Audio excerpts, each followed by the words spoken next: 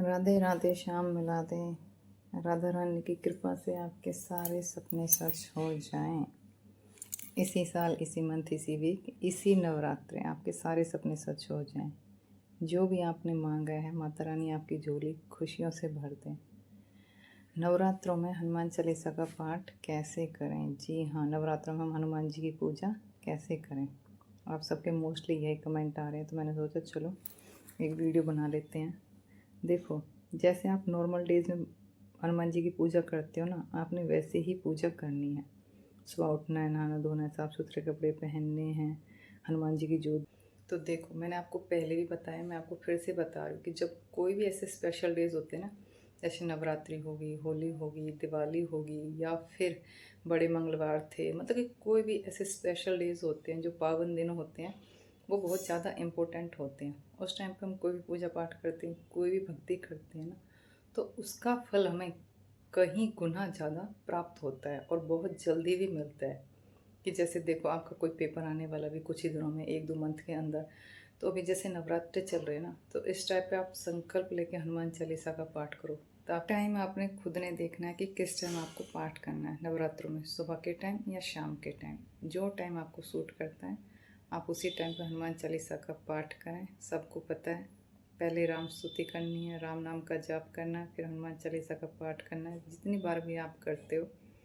फिर बजरंग बाण का पाठ करना है, हनुमान अष्टक का पाठ करना, लास्ट में हनुमान जी की आरती और उनको भोग लगाना है। बस हो गया हनुमान चालीसा का पाठ।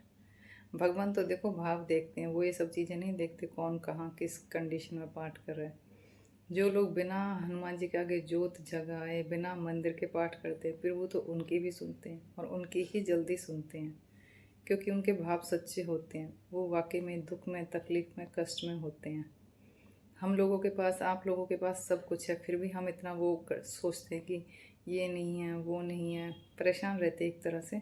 बट रियल में आप देखो, जिनके पास कुछ भी नहीं है ना, वो हमसे ज़्यादा सुखी हैं। तो प्लीज़ ज़्यादा इच्छा ना रखें, जितना है जो है उसमें खुश रहें। यही सबसे ज़्यादा इम्पोर्टेंट है लाइफ में।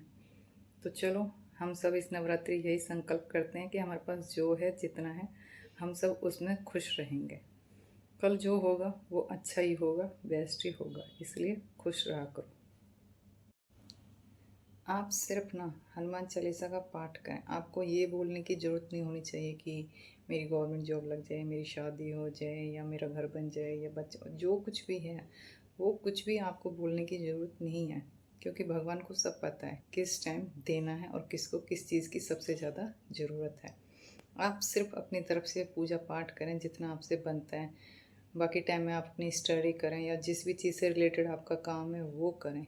एक ना एक दिन प्रभु ज़रूर आपकी सुनेंगे और आपकी विश 100% पूरी होगी। देखो, जैसे मैं खुद का एग्जांपल देती हूँ, मैं जब भी पूजा पाठ करती हूँ या हनुमान चालीसा का पाठ करती हूँ, कुछ भी करती हूँ ना, तो मैं ऐसे कोई स्पेशल विश नहीं रखती कि भाई मुझे ये चाहिए, मुझे ये चाहिए। मैं तो कहती हूँ प्रभु जो आपको देना है, जो हमारे लिए बेस्ट हो ना, वो आप दें। और ये हकीकत होती है। भगवान भी ना पेरेंट्स की तरह होते हैं। जैसे माँ बाप होते हैं, वो अपने बच्चों के लिए हमेशा बेस्ट चीज़ करते हैं। बच्चा मांग रहा है कि भाई मेरे को नहीं, मेरे को तो रिमोट वाली गाड़ी दिला दो, या मेरे को तो टेडी बियर दिला दो, या बैट दिला दो, या बैडमिंटन दिला दो। तो पेरेंट्स को पता है कि उस टाइम उसको किस चीज़ की ज़्यादा ज़रूरत है, उसके लिए क्या अच्छा रहेगा, तो वो उसको वही खिलौना, वही टॉय दिलाते हैं। सेम चीज़ भगवान की होती है। प्रभु को पता है कि आपके लिए कब क्या देना सबसे अच्छा रहेगा, ताकि आपके जीवन में खुशियाँ ही खुशियाँ आएँ। इसलिए मैं तो कहती हूँ कि जब भी आपको टाइम मिले, बस आप पूजा पाठ करने बैठें। ये नहीं कि हमें ये दे दो, हमें वो दे दो। बिन मांगे मोती मिलते हैं। एक बार आप करके तो देखो, फिर आपको पता चलेगा। मैंने तो हमेशा ही ऐसा किया है और भगवान ने हमेशा हमारी सुनी है। थैंक यू प्रभु, इतना सब कुछ देने के लिए।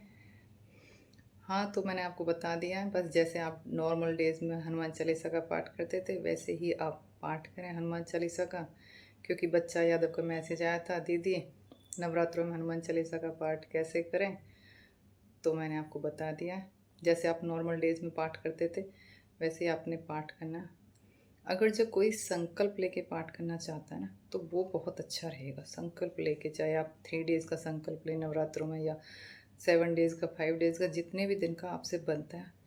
और मेरे को तो सबसे बेस्ट आपको पता ही है, मैं तो 100 बारी एक ही दिन में मैं तो कंप्लीट कर लेती हूँ। मुझसे ऐसे नहीं 2-3 दिन कहीं जाना पड़ जाता है, कहीं आना पड़ जाता है, कोई गेस्ट आ जाते हैं या कुछ भी, मतलब कि ऐसा रीज़न हो जाता है कि जिस वजह से संकल्प कंटिन्यू नहीं हो पाता है। इसलिए मैं तो 100 टाइम्स हनुमान चालीसा का पाठ करने में बिलीव करती हूँ। किसी दिन भी कोई भी दिन अच्छा सा देख के बस 100 बारी पाठ करने बैठ जाती हूँ। वो मेरे को सबसे अच्छा लगता है, मेरा फेवरेट तो वही है। आप लोग ऐसे पाठ कर लेना जैसे आपसे बने, और माता रानी को अपनी विश बोल देना कि माता रानी ये हमारी विश है। बोलना चाहो बोलो, लिख के किसी पर्ची पे रखना चाहते हो तो अपने घर के मंदिर में उस पर लिख के रख दो। मतलब कि जैसे आपका दिल करे ना, आप भगवान को वैसे बुलाया करो। मैं कैसे बता रही हूँ वैसे नहीं करना, कोई और पर्सन कैसे बता रहा है वैसे नहीं करना, जैसे आपको खुद को अच्छा लगे। खुद भगवान से कनेक्ट करना सीखो, खुद ऐसे बात करनी सीखो जैसे बच्चे करते हैं ना, भगवान से छोटे बच्चे बात करते हैं, कुछ भी बोलते रहते भगवान को, भगवान ये दे दो वो कर दो, वैसे ही। क्योंकि हर इंसान का ना अपने भगवान के साथ अलग तरह का रिलेशन होता है, अलग तरह का रिश्ता होता है। कोई कैसे बात करता है, कोई कैसे करता है,